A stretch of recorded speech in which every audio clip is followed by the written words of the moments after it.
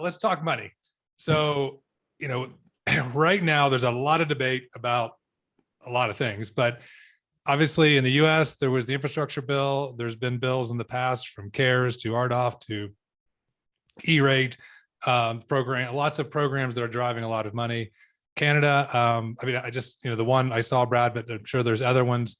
Yeah. I'm curious though, from your guys' perspective, is all this money, is it actually a good thing to get all up front, or do you really think it may actually hinder the digital equity and the digital, digital implementation of services in the short term?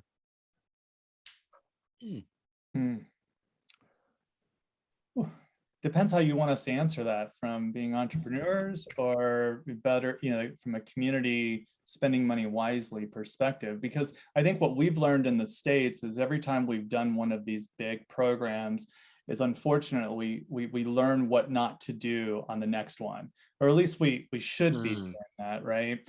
And with the RDOF, awards, there's obviously some awards that are still getting highly challenged, right? And so at the end of the day, those awards, they're not happening yet, right? So we've got over $1 billion tied up in one of the awards. It's being highly challenged. You're having states now push back on them believing whether or not they can even have the capabilities of meeting the requirements if they're not able to even, provide the right ETC, status, right, compliance work. So, it's tough, right? They're doing the best thing that they can, but can we learn from it? I mean, there's so much money needed in this, to in these areas because of just the density issue, the lack thereof, right? And that these networks in those areas cost so much to build. So you need a lot of money, but you need to make sure it's obviously being spent in a way that's going to benefit, obviously, each one of these North Americans. Because seriously, right? I mean, we like this spending, and what we're seeing right now, Brian and I had a great program we worked together on last year where money flowed very quickly, and we were able to support his organization and roll out just an amazing amount of new fiber into 10 different communities in 4 months. I mean, the speed was incredible. I think we both are still getting over it, because it definitely rocked both of our organizations because we moved so quickly. But it was such an awesome event. And now this year it's the flip flop, right? We're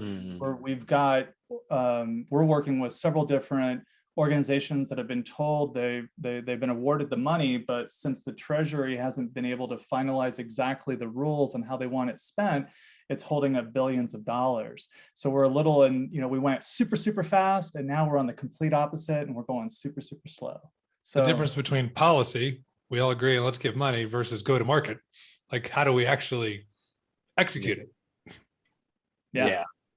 And, these are huge sums of money. And I think you made the right point, Brian. It's like, is it getting spent the right way? Is it going to the right organizations who are putting it to work the fastest? So is it going to the organizations? I look at the incumbents, and some of the incumbents, the amount of money they're soaking up out of the programs here. And by the way, our programs at a federal level, they just committed $7.2 billion just in July for build out. We have provinces, not states, but the provinces has their own program, here in Ontario, another $1 billion there, $1 billion here.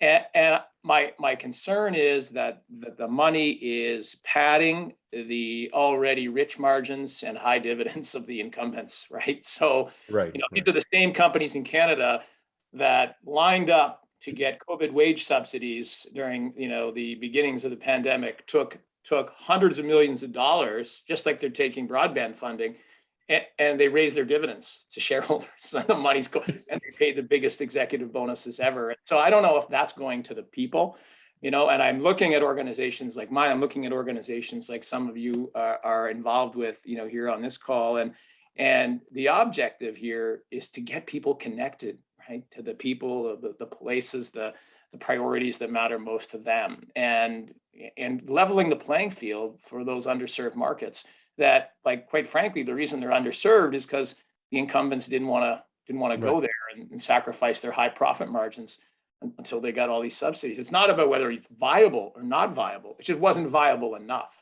Right. So, I think it's fantastic that the money's being put out there, because this is really how society, this is how society connects and evolves and progresses together going forward. But it's concerning to me just how much, at least in this country, is flowing right into incumbent, already well-heeled incumbent pockets.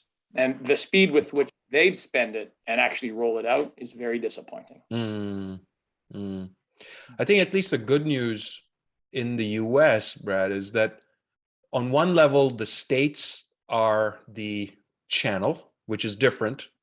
So rather than the entity like an FCC doling out the money, it's the states, and the states are connected to their community. So they're closer to the impact, they're closer to the decision making, they're closer, what I would say, to the policy that results in the greatest gain. On the other hand, you're absolutely right that for people like us, our responsibility is to make sure that everybody understands what it means to be efficient and judicious and vigilant, because there are forces that want to take advantage of the fact that there's expertise sets missing in that decision-making process. And so how do you get that capacity? How do you get that expertise at that level? Sure, there are Treasury guidelines, federal procurement guidelines, but the states right now are on the receiving end of the start of a massive food fight. And how do you get to referee a food fight? Well, rules, eligibility, workflow, process, I think are going to be the order of the day. And the states which have been thinking of this stuff for a while are going to be probably ahead of their maturity curve. And also states that say, you know what, we're not going to fund $1 million projects by themselves and have 500 of them. No, you're going to have 25 of them at 50 million each, because we need to make sure that we take advantage of efficiency scale and so on and so forth. In New England area, that's a big deal, because New England thrives on the home rule. I just want to do it myself. I don't care about the 3 brothers and sisters down the road, and leave me alone. That's not going to work when it comes to these kind of funds. So it's going to be interesting where that sort of aggregation plays, because there are forces that will take advantage of that and say, guess what? I'll come in, let's sign a deal, and you need to do this, and I'll take care of everything for you. And don't worry about it. Where does the money go? Nothing gets built, and nothing gets built. Nothing gets That's built. what I guess I worry about. Is it gets built? Yeah. Is there a risk of all the money coming in, and then some people that maybe are morally questionable, or they're just not maybe even intentionally, but like, hey, I'm going to do all this because the money's there, versus, hey, this is what I'm really, really good at. Right. Right. I think that's the item I would add is, and I'd take a little bit more positive spin there, is the upfront money. In fact, I think we saw this during RDOF and CAF too.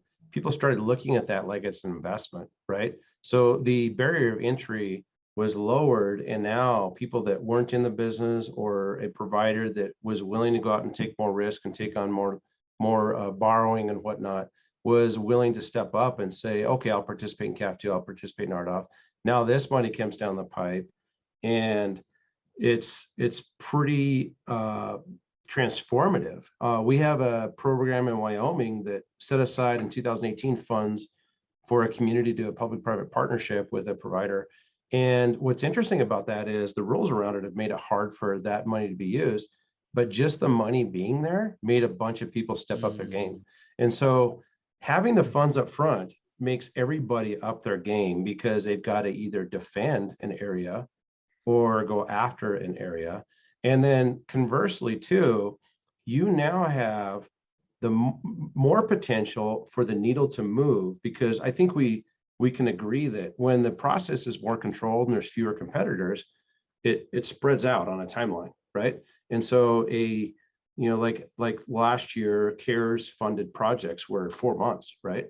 Can you imagine if we handed that to the incumbent phone companies and the cable companies, how long that would take, right? So actually dangling funds in front of anyone willing to do the hard work is interesting because they will step up and help move the needle, and there will be more competitors in the market as a result. And so, yeah, there is that factor of responsible spending, but I would say that this controlled timeline that everybody's dealt with in the past has been just as irresponsible.